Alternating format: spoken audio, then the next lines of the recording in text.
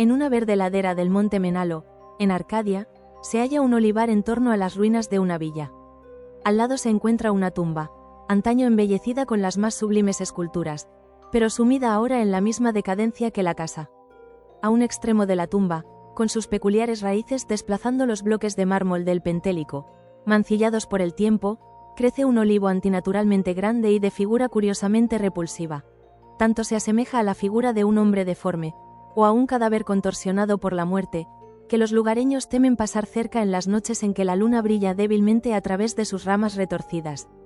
El monte Menalo es uno de los parajes predilectos de Temible Pan, el de la multitud de extraños compañeros, y los sencillos pastores creen que el árbol debe tener alguna espantosa relación con esos salvajes silenos. Pero un anciano abejero que vive en una cabaña de las cercanías me contó una historia diferente. Hace muchos años, cuando la villa de la Cuesta era nueva y resplandeciente, vivían en ella los escultores Calos y Musides. La belleza de su obra era alabada de Lidia a Neápolis, y nadie osaba considerar que uno sobrepasaba al otro en habilidad. El Hermes de Calos se alzaba en un marmóreo santuario de Corinto, y la Palas de Musides remataba una columna en Atenas, cerca del Partenón. Todos los hombres rendían homenaje a Calos y Musides, y se asombraban de que ninguna sombra de envidia artística enfriara el calor de su amistad fraternal. Pero aunque Calos y Musides estaban en perfecta armonía, sus formas de ser no eran iguales. Mientras que Musides gozaba las noches entre los placeres urbanos de Tegea, Calos prefería quedarse en casa, permaneciendo fuera de la vista de sus esclavos al fresco amparo del olivar. Allí meditaba sobre las visiones que colmaban su mente, y allí concebía las formas de belleza que posteriormente inmortalizaría en mármol casi vivo. Los ociosos, por supuesto, comentaban que Calos se comunicaba con los espíritus de la arboleda, y que sus estatuas no eran sino imágenes de los faunos y las dríadas con los que se codeaba, ya que jamás llevaba a cabo sus trabajos partiendo de modelos vivos. Tan famosos eran Calos y Musides que a nadie le extrañó que el tirano de Siracusa despachara enviados para hablarles acerca de la costosa estatua de Tico que planeaba erigir en su ciudad. De gran tamaño y factura sin par había de ser la estatua, ya que habría de servir de maravilla a las naciones y convertirse en una meta para los viajeros. Honrado más allá de cualquier pensamiento resultaría aquel cuyo trabajo fuese elegido, y Calos y Musides estaban invitados a competir por tal distinción. Su amor fraterno era de sobra conocido, y el astuto tirano conjeturaba que, en vez de ocultarse sus obras, se prestarían mutua ayuda y consejo. Así que tal apoyo produciría dos imágenes de belleza sin par, cuya hermosura eclipsaría incluso los sueños de los poetas. Los escultores aceptaron complacidos el encargo del tirano, así que en los días siguientes sus esclavos pudieron oír el incesante picoteo de los cinceles.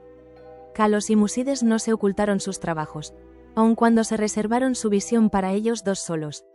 A excepción de los suyos, ningún ojo pudo contemplar las dos figuras divinas liberadas mediante golpes expertos de los bloques en bruto que las aprisionaban desde los comienzos del mundo.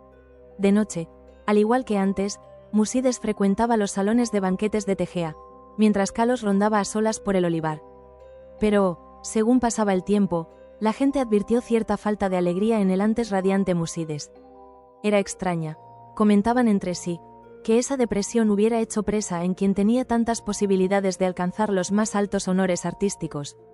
Muchos meses pasaron, pero en el semblante apagado de Musides no se leía sino una fuerte tensión que debía estar provocada por la situación.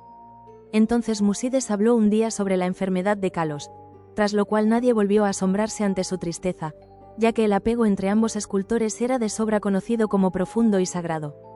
Por tanto, muchos acudieron a visitar a Calos, advirtiendo en efecto la palidez de su rostro, aunque había en él una felicidad serena que hacía su mirada más mágica que la de Musides, quien se hallaba claramente absorto en la ansiedad, y que apartaba a los esclavos en su interés por alimentar y cuidar al amigo con sus propias manos. Ocultas tras pesados cortinajes se encontraban las dos figuras inacabadas de Tico, últimamente apenas tocadas por el convaleciente y su fiel enfermero. Según desmejoraba inexplicablemente, más y más, a pesar de las atenciones de los perplejos médicos y las de su inquebrantable amigo, Calos pedía con frecuencia que le llevaran a la tan amada arboleda. Allí rogaba que le dejasen solo, ya que deseaba conversar con seres invisibles. Musides accedía invariablemente a tales deseos, aunque con lágrimas en los ojos al pensar que Calos prestaba más atención de faunos y dríadas que de él. Al cabo, el fin estuvo cerca y Calos hablaba de cosas del más allá. Musides, llorando, le prometió un sepulcro aún más hermoso que la tumba de Mausolo, pero Kalos le pidió que no hablara más sobre glorias de mármol. Tan solo un deseo se albergaba en el pensamiento del moribundo: que unas ramitas de ciertos olivos de la arboleda fueran depositadas enterradas en su sepultura, junto a su cabeza. Y una noche, sentado a solas en la oscuridad del olivar, Kalos murió.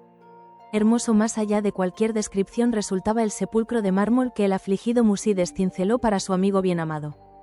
Nadie sino el mismo Kalos hubiera podido obrar tales bajos relieves, en donde se mostraban los esplendores del Eliseo.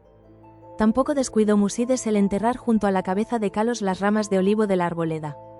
Cuando los primeros dolores de la pena cedieron ante la resignación, Musides trabajó con diligencia en su figura de Tico. Todo el honor le pertenecía ahora, ya que el tirano no quería sino su obra o la de Kalos. Su esfuerzo dio cauce a sus emociones y trabajaba más duro cada día, privándose de los placeres que una vez degustaría. Mientras tanto, sus tardes transcurrían junto a la tumba de su amigo, donde un olivo joven había brotado cerca de la cabeza del yacente. Tan rápido fue el crecimiento de este árbol, y tan extraña era su forma, que cuantos lo contemplaban prorrumpían en exclamaciones de sorpresa, y Musides parecía encontrarse a un tiempo fascinado y repelido por él. A los 3 años de la muerte de Kalos, Musides envió un mensajero al tirano, y se comentó en el ágora de Tegea que la tremenda estatua estaba concluida. Para entonces, el árbol de la tumba había alcanzado asombrosas proporciones, sobrepasando al resto de los de su clase, y extendiendo una rama singularmente pesada sobre la estancia en la que Musides trabajaba. Mientras, muchos visitantes acudían a contemplar el árbol prodigioso, así como para admirar el arte del escultor, por lo que Musides casi nunca se hallaba a solas. Pero a él no le importaba esa multitud de invitados. Antes bien, parecía temer el quedarse a solas ahora que su absorbente trabajo había tocado a su fin. El poco alentador viento de la montaña, suspirando a través del olivar y el árbol de la tumba, evocaba de forma extraña sonidos vagamente articulados. El cielo estaba oscuro la tarde en que los emisarios del tirano llegaron a Tegea. De sobra era sabido que llegaban para hacerse cargo de la gran imagen de Tico y para rendir honores imperecederos a Musides, por los que los próxenos les brindaron un recibimiento sumamente caluroso. Al caer la noche se desató una violenta ventolera sobre la cima del Menalo, y los hombres de la lejana Siracusa se alegraron de poder descansar a gusto en la ciudad. Hablaron acerca de su ilustrado tirano, y del esplendor de su ciudad, refocilándose en la gloria de la estatua que Musides había cincelado para él. Y entonces los hombres de Tegea hablaron acerca de la bondad de Musides, y de su hondo penar por su amigo, así como de que ni aun los eminentes laureles del arte podrían consolarle de la ausencia del Kalos, que podría haberlos ceñido en su lugar. También hablaron sobre el árbol que crecía en la tumba, junto a la cabeza de Kalos. El viento aullaba aún más horriblemente, y tanto los siracusanos como los arcadios elevaron sus preces a Eolo.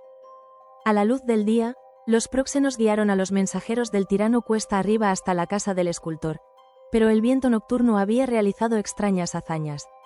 El griterío de los esclavos se alzaba en una escena de desolación, y en el olivar ya no se levantaban las resplandecientes columnatas de aquel amplio salón donde Musides soñara y trabajara.